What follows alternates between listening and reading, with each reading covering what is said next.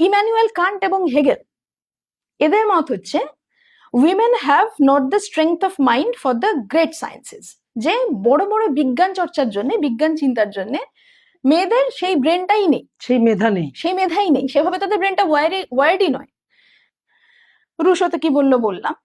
Schopenhauer বলছেন women are the most immediate instrument of the devil, মানে এই যে বাইবেল বা চারপাশে যে আমরা যে ধারণাগুলো পাই যে মেয়েরা শয়তানের দূত, শোপেনহাওয়ার বলছেন, ফিলোসফার নিটশে বলছেন এরকম interesting, when a woman has scholarly inclinations there is usually something wrong with her sexual organs. কোন মহিলা যদি স্কলারলি ইনক্লিনেশন থাকে, বিদ্যা চর্চার দিকে ঝোঁকে, তো কিছু তো একটা প্রবলেম সেক্সুয়াল অর্গানে আছে। নিটশে।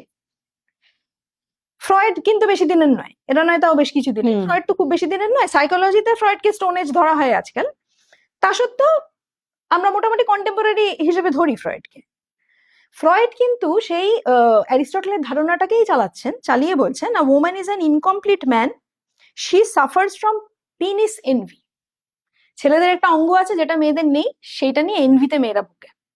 ফ্রয়েড সাইকোলজিস্ট, এবং উনি কিন্তু কোনো মানে কোয়াক নন, হাতুড়ে ডাক্তার নন, এমবিবিএস নন, হি ওয়াজ অ্যান এমডি।